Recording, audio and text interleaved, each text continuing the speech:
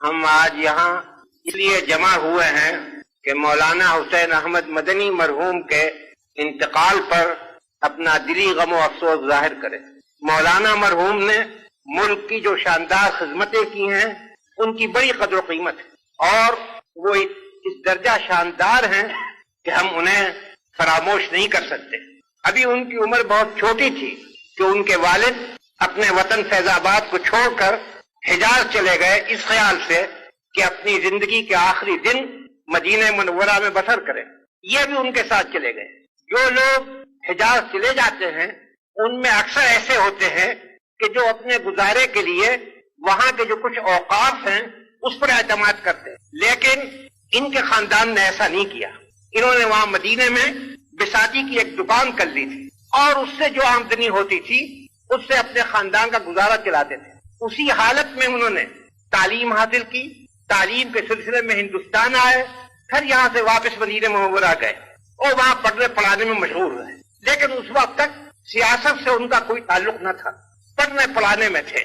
سن 1916 میں جب مولانا محمود الحسن دیوبندی مرحوم حجاز گئے تو یہ وہ زمانہ تھا کہ آپ لوگوں کو یاد ہوگا کہ شریف مکہ برٹش گورنمنٹ سے مل کر بغاوت کا انتظام کر رہا تھا۔ چنانچہ ان کی موجودگی میں شریف نے بغاوت کا جھنڈا بلند کیا۔ ظاہر ہے کہ مولانا محمود الحسن اس کو برداشت نہیں کر سکتے تھے، کسی نہ کسی طرح یہ خبر نکل گئی کہ وہ اس کے مخالف ہے۔ شریف نے انہیں گرفتار کیا اور جدے لا کر برٹش کونسل کے حوالے کر دیا۔ گرفتاری صرف ان کی تھی، لیکن مولانا حسین احمد جو ان کی خدمت میں رہتے تھے انہوں نے پسند نہیں کیا کہ وہ الگ رہیں۔ انہوں نے بھی اپنے کو پیش کیا، چنانچہ ان کو مالٹا میں لا کر رکھا گیا۔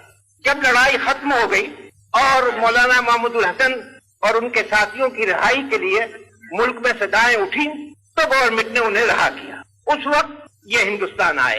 کچھ دنوں کے بعد کلکتے کی جامع مسجد میں نے ایک مدرسہ جاری کیا تھا تاکہ نان کوآپریشن کے سلسلے میں جن طالب علموں نے مدرسہ کالج کو چھوڑا تھا ان کی تعلیم کا انتظام ہو۔ وہاں ان کو مدرس اول مقرر کیا گیا، وہاں کام کرتے رہے، لیکن سیاسی جلسوں میں بھی شریک ہوتے تھے، مگر زیادہ انہوں نے ایکٹیو پارٹ اس وقت نہیں لیا۔ لیکن سن 1930 کے بعد انہوں نے اپنے تئیں آزادی کی لڑائی کے لیے وقف کر دیا، اور کانگریس کی کوئی تحریک ایسی نہیں ہوئی کہ جس میں انہوں نے مردانہ وار حصہ نہ لیا ہو اور شاندار قدم نہ اٹھایا۔ بار بار وہ جیل میں گئے، بار بار انہوں نے قید و بند کی تکلیفیں جھیلی، مگر ان کی پیشانی کو بل نہ آیا۔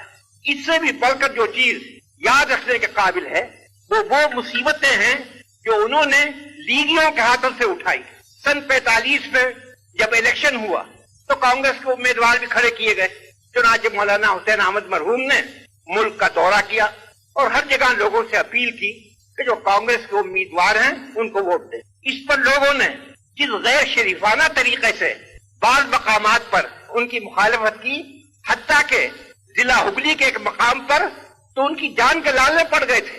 اگر ریلوے پولیس نے مداخلت نہ کی ہوتی تو ان کے لیے جان کا خطرہ پیدا ہو گیا تھا۔ آپ کو یاد ہوگا کہ اس زمانے میں لیگیوں نے یہ کیا تھا کہ عوام کو دھوکہ دے کر مذہبی پاگل پن اجاگر کیا جائے، اور جاہلوں میں جب مذہبی پاگل پن پیدا ہو جائے تب اس کی کوئی حد نہیں ہوتی۔ ان کو مقابلہ کرنا پڑا، لیکن یہ اپنی جگہ پہاڑ کی طرح قائم رہے۔ ایک منٹ کے لیے ان کی استقامت میں تزلزل نہیں۔ پھر اس کے بعد یوپی کا انہوں نے دورہ کیا، وہاں بھی بعض مقامات میں پتھر پھینکے گئے، لیکن وہ اسی طرح اپنی جگہ قائم رہے، اور جو انہوں نے روش اختیار کر لی تھی اور جس کو وہ اپنا ایمان سمجھتے تھے اس پر برابر قائم رہے، اور آخر میں دنیا سے گئے تو اسی یقین اسی استقامت کے ساتھ گئے۔ ان کی ذات بہت مغتنم تھی، ان کا انتقال ایک قومی نقصان ہے، اور مجھے یقین ہے کہ آپ سب لوگوں کے دل میرے ساتھ ہوں گے جب میں یہ کہتا ہوں کہ ہم ان کی وفات کو ایک قومی نقصان سمجھتے ہیں، اور ان کے لیے درگاہ خداوندی میں دعا کرتے ہیں کہ اللہ تعالی